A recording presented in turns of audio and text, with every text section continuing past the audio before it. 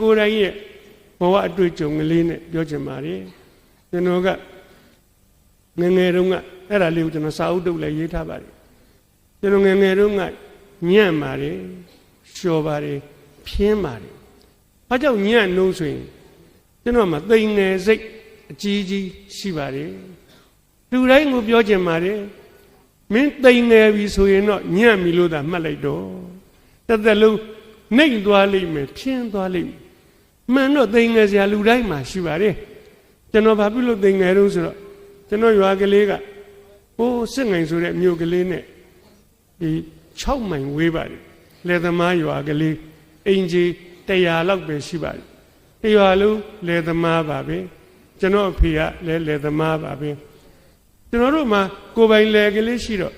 ထမင်းနဲ့မှန်စားရပါတယ်လယ်သမားကမချမ်းသာပေမဲ့ဆန်ရှိပါတယ်စီရပါတယ်ရာခင်းကပဲထွက်ပါတယ်အဲ့ဒါဆိုရင်စားလို့ရတာပဲသို့တော့ကျွန်တော်9နှစ်သားမှာအဖေကွယ်လွန်သွားပါတယ်အမေ24နှစ်မှာမုတ်ဆိုးမှဖြစ်မလုတ်တတ်မကင်တတ်တော့လေယာစီးပွားကလေးပြက်သွားတယ်ကျွန်တော်ကိုဖေကြီးနဲ့အမေကြီးကခေါ်ယူပြီးတော့မွေးစားပါတယ်အဖေကြီးကတော့အဲ့ဒီရွာကလေးမှာသူတယောက်ပဲလယ်သမားမဟုတ်တာဘာလို့ဆိုဖေကြီးကမူလာတန်းကျောင်းအုပ်ဆရာကြီးပါပဲသို့သောမူလာတန်းကျောင်းအုပ်ဆိုလို့သူ့မှာလက်ထောက်ကတော့တယောက်မှမရှိပါဘူးသူ့ဘာသာတယောက်တည်းအုပ်နေရတဲ့ကျောင်းမှာပဲဖေကြီးကျောင်းကလေးကလည်းသေးသေးပါပဲဒီရှိတခန်းစာလောက်ရှိပါတယ်ဟိုနားမှာကလေး20လောက်တငယ်တန်းလေးတင်မုံကြီးတစ်ချက်ထောင်ထားတယ်တင်မုံဆိုလို့လည်းကောင်းကောင်းမဟုတ်ပါဘူးသူ့ပြပေါင်ကွတ်ထားပါတယ်ဒီဘက်နားမှာကလေး16ယောက်လောက်တင်မုံကြီးတစ်ချက်နဲ့တငယ်တန်းကြီးဒီနားမှာကျတော့ပထမတန်းကလေး14ယောက်လောက်ဒီနားမှာဒုတိယတန်း12ယောက်လောက်တတိယတန်းကျတော့6ယောက်ရှိတော့စရုပ်ထတန်း4တန်းကျတော့2ယောက်ရှိတော့ကျွန်တော်တို့ကျောင်းကလေးမှာတငယ်တန်းလေးပဲလူများတယ်အတန်းကြီးသွားလေလူနည်းလေပဲဘာဖြစ်တာတော့ကျွန်တော်တို့ရွာလက်သမားတွေကဒုတိယတန်းလောက်အောင်လို့သေစာရှင်စာဖတ်တတ်ရင်တော်ရောပေါ့ကျောင်းထုတ်သွားကျွဲကျောင်းခိုင်းနွားကျောင်းခိုင်းနေကျွန်တော်တငယ်ချင်းတွေအဲ့လိုနီးနဲ့ညံကောင်းမှရက်နဲ့လေရဲရတယ်ရောက်သွားကြဒီကျောင်းကလေးမှာဒီတရန်းနဲ့ဘာမှကာထားတာမရှိပါဘူးကာလို့လည်းဘယ်ဖြစ်မလဲဆရာတယောက်တည်းခလေကောင်းကထိုင်ကြည့်ရင်တန်းအားလုံးကိုမြင်တယ်ဖေကြီးကကြည့်နေငြိမ်နေသို့သောဖေကြီးကပထမတန်းကိုသွားစာပြလို့ရှိရင်နောက်ကျောပေးလိုက်တဲ့တတိယတန်းကောင်ကြီးကြောက်တယ်မုံနဲ့ဆွဲခုတ်ကုန်ကြပြီညံပွဲချအဖေကြီးကတတိယတန်းကိုပြေးပြီးတော့စူပြောဖြင်းနေလို့ရှိသေးနောက်ကျောပေးလိုက်တဲ့ဒုတိယတန်းကောင်ကြီးနှစ်ပန်းချပြန်ပြီဒုတိယတန်းပြေးရပြန်ပြီဖေကြီးခမညာကျွန်တော်ထင်ပါတယ်စာသင်ရတာကနည်းနည်းရံပွဲဖြင်းရတာကများများဒီเจ้าကလေးမှာကျွန်တော်သိကြိုက်တာတခုရှိပါတယ်ဘာလို့ဆိုတော့စာမေးပွဲလုံးဝမရှိပါဘူးအလွန်ဟန်ကြပါတယ်ပထမဆန်းလည်းမရှိဒုတိယဆန်းလည်းမရှိအတန်းတင်စာမေးပွဲကြီးလည်းမရှိပါဘူးနွေရာသီသူများเจ้าနေပိတ်ရင်ကျွန်တော်တို့เจ้าလည်းခက်တီတီနဲ့ပိတ်လိုက်တာပါပဲစာမေးပွဲတွေပြီးသွားတဲ့သဘောပါပဲကျောင်းပြန်ဖွင့်တဲ့ခါကျတော့ဖေကြီးကဟိုပရင်းမောင်နာကကောင်းနေဒီစပွဲနာကိုရွှေ့လိုက်တန်းတက်သွားတာပါပဲဒီစပွဲနာကကောင်းနေကောင်းရင်ပေါက်ကိုသွားလိုက်၄တန်းရောက်သွားတာပဲတယောက်မှလည်းမကြပါဘူးဘယ်ကြမလဲဖြေမှမဖြေရတာပဲအေးမင်းကထွက်သွားရင်တော့2တန်းထွက်2တန်းမရ3တန်းထွက်3တန်းရမထွက်ရင်တော့မင်း4တန်းရအောင်လားမမေးနဲ့ဖြေရဘူးအဲ့လိုနည်းနဲ့ကျွန်တော်က4တန်းရောက်သွားတယ်ဗျကျွန်တော်4တန်းရောက်တဲ့နှစ်ကျတော့ဖေကြီးကဒီနှစ်4တန်းကစာမေးပွဲဖြေရမယ်တဲ့ဟောတစ်သက်လုံးမဖြေဘူးတဲ့စာမေးပွဲဘယ်လိုဖြေရမှန်းလည်းမသိအဲ့ဒီနှစ်ကစတယ်တဲ့4တန်းကဘုတ်စစ်စာမေးပွဲကိုเจ้าကိုမဖြေရဘူးတဲ့စစ်ငိုင်မြို့ပေါ်ကအစိုးရထက်တန်းကျောင်းကိုသွားဖြေရ4တန်းမသွင်းနိုင်ဆရာကြီးကိုထုကြည်လွာတောင်းမယ်အရင်ကတော့ဖေကြီးကသူ့2ယောက်အောင်လိုက်4ယောက်အောင်လိုက်နဲ့သူ4တန်းအောင်စင်းတွေထွက်နေတာပဲအခုတော့မရတော့ဘူးသွားဖြေရအဲ့တော့ ခါမှမဖြေဘူးတဲ့စာမေးပွဲမှာကို့အကြောင်းလည်းမဟုတ်ဘူးဗျာစစ်ငိုင်မျိုးဘဝထက်တန်းကြောင်းသွားဖြေရမယ်အဲ့ဒီနှစ်ကကျွန်တော်တို့เจ้าမှာ၄တန်းကျောင်းသားလည်းများများစားစားပါပဲ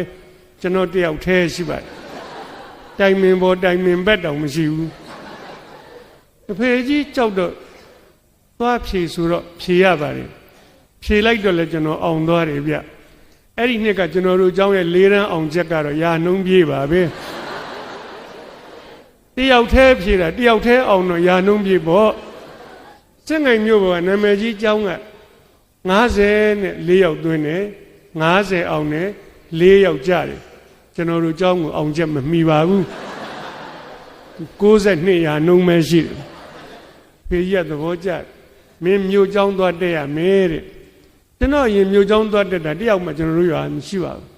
ဘယ်ရှိမလဲဗျာ6မိုင်ဆိုတော့သွားပြန်12မိုင်စက်ဘိန်းကလေးဝယ်ပေးရကျွန်တော်တို့ရွာလေသမားတွေကဝယ်မပေးနိုင်ပါဘူးဖေကြီးကတော့ကျောင်းဆရာဆိုတော့သူ့မိကိုစားတတ်စေခြင်းနဲ့တဲ့ဘိန်းကလေးတစ်စင်းဝယ်ပေးမယ်ဆိုတော့ကျွန်တော်ကံမကောင်းမှုဗျကျွန်တော်၄တန်းအောင်တဲ့နှစ်မှာဖေကြီးကအငိမ့်စားယူရတယ်လာကမရှိတော့လာကမရှိတော့သူ့မှာဝင်ငွေမတိုးတော့အရင်စုထားတဲ့ငွေကလေးနည်းနည်းနဲ့ဘိန်းကလေးတစ်စင်းရအောင်လိုက်ရှာတယ်ရလာပါတယ်ဘိန်းကဆိုင်သွားဝယ်လို့ရတဲ့ခက်မဟုတ်ဘူးဗျဟိုရွာဒီရွာရောက်မဲ့လူလှည့်ရှားရလာတဲ့ဘိန်းကလေးကငွေအားနည်းလို့အတော်အိုပါတယ်ဘလောက်မြန်အိုတော့ကျွန်တော်အဲ့ဒီတုန်းကနေခုဒီတော့ရရောက်တဲ့အထိအဲ့ဒီဘိန်းလောက်အိုတာတခါမှမတွေ့တော့ပါဘူးကျွန်တော်ဘိန်းလေးတစ်စင်းလုံးမှာအယောင်လက်တဲ့နေရာတနေရာမှမရှိပါဘူးလက်ကင်မဲမဲလေးပဲမဲမှာပေါ့တန်ကြီးတွေတက်နေကွေးမဲပါတယ်စပုတ်တန်တစ်ချောင်းမကြံအကုန်မဲပါတယ်တနေရာလောက်အယောင်လက်တဲ့နေရာကိုရှာတွေ့လောင်ကြီးစားကြီးချရဲတယ်အဲ့တော့ဒီဘိန်းလေးဗျာဘိန်းအိုလေးကိုဝဲပေးတဲ့အဖေကြီးရဲ့ကျေးဇူးကိုပေါ့တန်အောင်ပြောတာမဟုတ်ပါညိုသေးစွာရှ िख ိုးကြော့ပါတယ်အဲ့ဒီဘိန်းကလေးကိုကျွန်တော်သိချစ်ပါတယ်ဘယ်လောက်ချစ်တော့ညအိယာဝင်တိုင်းတခါနမ်းပါတယ်စာရေးဆရာစိတ်ကူးရင်လားမဟုတ်ပါဘူးတကယ်နမ်းပါတယ်ဘယ်နာနမ်းတော့ဟိုလက်ကင်ဆုံကဝက်ဦးမဲမဲလေးနမ်းပါတယ်အခုလိုဆောင်းတွင်းဆိုရင်အေးဆက်မာကြောပါပဲနမ်းလို့မကောင်းပါဘူးကောင်းမကောင်းကျွန်တော်သူ့ကိုချစ်လို့နမ်းပါတယ်ကျွန်တော်တစ်သက်မှာပထမဦးဆုံးရတဲ့ဆက်ဘိန်းပဲရွာထဲကိုကျွန်တော်ဒီဘိန်းလေးစီးရင်ရွာထဲကကလေးတွေအကုန်ထွက်ကြည့်ပါတယ်ကြည့်မှာပေါ့တရွာလုံးမှာဒီတစ်စင်းရှိတယ်ဘိန်းကလေးနှစ်ဘိန်းကိုတဲ့လက်ကင်ကလေးနဲ့မလဲအောင်ထိတ်နိုင်တယ်ကွာတော်လိုက်တာကွာသဘောကျပြီးချီးမွမ်းနေကြတယ်ကျွန်တော်ကလက်တစ်ဖက်တောင်းလွတ်ပြလိုက်သေးကြွားချင်တာကိုရွာတော့ကိုဘိန်းကလေးနဲ့ဟုတ်လို့စစ်ငိုင်မျိုးပေါ်ကြောင်းကြတော့ဗျာ၄တန်းအောင်တဲ့သားသမီးတွေကိုသူတို့မျိုးပေါ်မိဘတွေချမ်းသာတာပေါ့ရလေးဘိန်းဟန်ပါဘိန်းအသစ်တွေဝယ်ပေးကြတယ်သူတို့ဆက်ဘိန်းတွေကနေရောင်နဲ့စီးသွားရင်တပြောင်းမြောင်းတလက်နဲ့ကျွန်တော်ဘိန်းကတော့ဘာရောက်မှမထွက်ကျွန်တော်ကဆင်ပြေအောင်တွေးတတ်ပါတယ်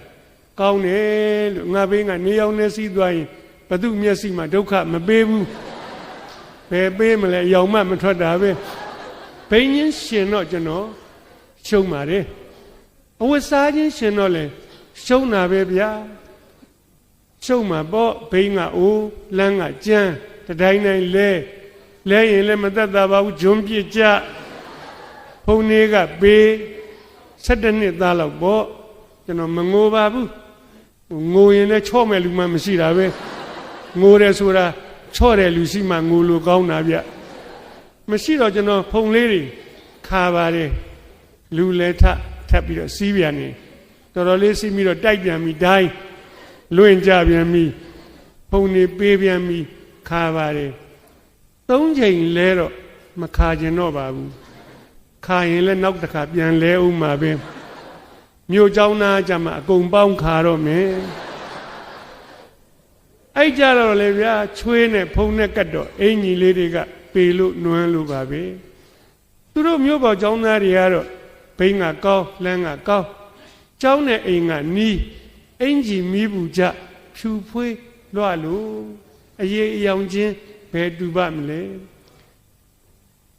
ပိဿချင်းတောင်မတူဘူးသူတို့ပိဿတွေပိုကောင်းပါတယ်ကျောင်းစိမ်းလုံကြီးရင်တူရင်လည်းသူတို့လုံညီလေးတွေပိုစိတ်ပါတယ်ကျွန်တော်တမင်လိုက်ပြိုင်တာမဟုတ်ပါဘူးမသိမသာရှိုးလိုက်မြင်နေတာပဲရှုံးမြန်ပြီလို့မုံဘိုးရှုံးတာပဲအဖွားကျွန်တော်တနေ့မှတမူးပဲပေးနိုင်တယ်အဲ့တော့မူးခစ်မတ်ခစ်ပြတမတ်ဆိုရင်ခေါက်ဆွဲတုပ်မုံဒီတုပ်လက်တုပ်ဆောင်ကုံစားလို့ရတမူးမကတ်နိုင်ဘူးဘာစားရတော့ကျွန်တော်တို့ညာတလေးဂျုံစီကိုထက်ညက်နဲ့ပြစ်နေအောင်ကြိုးအုံးသီးဆံမုံလေးဖြူထားတမူးဘိုးစားရင်တပကံနေဘူးရဲ့ဖိုက်ကိုကားသွားတာပဲတနေ့လုံးမစားတော့ပါဘူးကျွန်တော်နေ့တိုင်းဂျုံယူတစ်ခွက်တစ်ခွက်မှန်တီးရပါတယ်။အိုးအသက်ကြီးလို့ကျမ်းမာရေးနဲ့အာဟာရအကြောင်းတွေဖတ်တဲ့ခါကျတော့ကျမ်းဖန်ကံကောင်းနေပြန်ပြီ။အဲ့ဒီဂျုံစီနဲ့ထညက်ကိုကြိုထားတာဟာတဲ့ကလေးရွယ်လူငယ်တယောက်တွေခွန်အားဖလားတွေဖြစ်စေတယ်တဲ့ကျွန်တော်အရက်6ပေရှိပါတယ်။အဲ့ဒီဂျုံယိုတွေကျေးဇူးပါမှာပါပဲ။ဟိုလက်တော့စုံနေပါလေစားတဲ့ကောင်လေးဝန်းလျှောနိုင်ပါတယ်။ကိုမစားနိုင်တော့လေအဲ့လိုပြောရတာပါပဲမုံဘိုးချင်းရှင်တော့လေကျွန်တော်ရှုံးနေဗျာကဲအဲ့ဓာတွေရှုံးရင်ကိစ္စမရှိပါဘူးစာကြမင်းအတိုင်ပြီးတာပဲစာကြလဲကျွန်တော်ရှုံးတာပါပဲရှုံးမှာပေါ့အဖေကြီးကြောက်မှာအတန်း6တန်းရှိတာမှဆရာကဘယ်နှယောက်တုံး1ယောက်သေးနော်သူတို့မြို့ပေါ်ကျောင်းမှာက၄တန်းကဘုတ်စစ်ဟေးရေးကြည့်တယ်ကွ6ဘာသာရှိရင်ဆရာမ6ယောက်သင်တာဗျသင်္ချာကျွမ်းတဲ့ဆရာမကသင်္ချာကို special သင်တာဗျပုံဆွဲကောင်းတဲ့ဆရာမကပထဝီသင်တာပုံပြောကောင်းတဲ့ဆရာမကမြမစားတို့သမိုင်းတို့သင်တာသူတို့ကဗျာဆရာဆုံးလင်းနဲ့သင်တော်ချင်တိုင်းတော်တက်ချင်တိုင်းတက်၄တန်းအောင်5တန်းတက်ကျွန်တော်ကဖေကြီးเจ้าမှာရံပွဲဖြစ်နေရတဲ့เจ้าအဲ့ဒီကနေ၄တန်းအောင်5တန်းတက်တခုံနဲ့ရှင်ထိုင်မိကြတယ်3ယောက်တူတူပဲလို့ထင်တယ်သင်္ချာဆရာမဝင်လာမှမတူမှန်းသိပါတယ်ဆရာမကပု္ပ္ပာပေးထားတဲ့ပု္ပ္ပာကိုတဲ့3ချက်တွက်နီးနဲ့တွက်ပါတဲ့3ချက်မသိဘူးဖေကြီးเจ้าမှာ3ချက်တွက်နီးမရှိဘူးအပေါင်းနှုတ်မြောက်စားပဲရှိတယ်အဲ့ဒါနဲ့ကျွန်တော်၄တန်းအောင်လာအဲ့တော့ကလေးဆိုတော့ကိုညာမိသမျှတွေးကြည့်3ချက်တွက်နီးဆိုတာတခြားမဟုတ်ငါမတွက်တတ်ရင်3ချက်အရိုက်ခံရမယ်နီးပဲရိုက်မှာကြောက်တော့ဘယ်ဘက်ကကောင်ကြည့်ရတယ်ဒီကောင်ကမြို့เจ้าကအောင်တာတွက်တတ်တယ်ကုန်လို့တွက်အဲ့ဒီကောင်ဗျာကျွန်တော်ကြည်မန်းသိတာနဲ့ကြောကုန်းကြီးနဲ့ပိတ်ကွယ်လိုက်မကြိုက်ဘူးတဲ့ဟိုမကြိုက်မကြည့်ဘူးပေါ့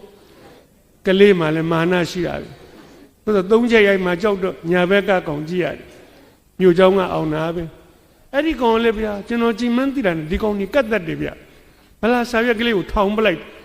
ဟိုဘက်မှာတွက်မမြင်ရတော့စာချက်သူများသူသဖြင့်သားငယ်သမီးငယ်တို့ပြောချင်ပါတယ်အဲ့ဒီနေ့ဟာကျွန်တော်ဘဝကိုတစစ်ချိုးပြောပါပဲစောစောကပြောတယ်ကျွန်တော်မှာသိငယ်စိတ်ကြီးရှိတယ်ဆိုတာအဲ့ဒါပါပဲသိငယ်တယ်ဗျာရှေ့မှာလည်းအနှိမ့်စိတ်အငုံစိတ်တွေရှိတာပေါ့ငါးနှစ်သားမှာဖေးကွယ်လွန်းနေဘိန်းချင်းရှင်တော့ရှုံးအဝတ်ချင်းရှင်တော့ရှုံးမုံဘိုးလည်းရှုံးစာမှာရှုံးတာအားပြက်ဆုံးပါပဲဩငါဒီမြို့ပေါ်မှာចောင်းသားများကိုဘာတစ်ခုမှမမှီပါလားသူတို့ဒီငါတဲ့အစစအရာရာတာလွန်ကြကုန်ဤငါဒီသူတို့အောက်မှာတစ်ထစ်နှိမ့်တွေရှိလေဤအဲ့ဒီလိုတွေးလိုက်ပြီးတော့အားငယ်သွားတယ်ចောင်းလည်းမနေချင်တော့ပါဘူးဗျာအဖေကြီးကြောက်လို့ဆက်နေရအဲ့ဒီမှာစာလဲကျွန်တော်မကြိုးစားချင်တော့ဘူးဗျကြိုးစားရင်လည်းသူတို့ကိုမိမှမဟုတ်ဘူးတောမှမွေးတဲ့ငါဟာမြို့မှာမွေးတဲ့သူတို့လူညံလည်းမကောင်းအဲ့ဒီလိုထင်ပြီးတော့ကျွန်တော်စာမကြိုးစားတော့ပါဘူးကျွန်တော်တို့เจ้าကလစဉ်စာမှုပွဲစစ်လက်ပတ်စာမှုပွဲကျွန်တော်တခါမှမအောင်ဘူးပါဘူး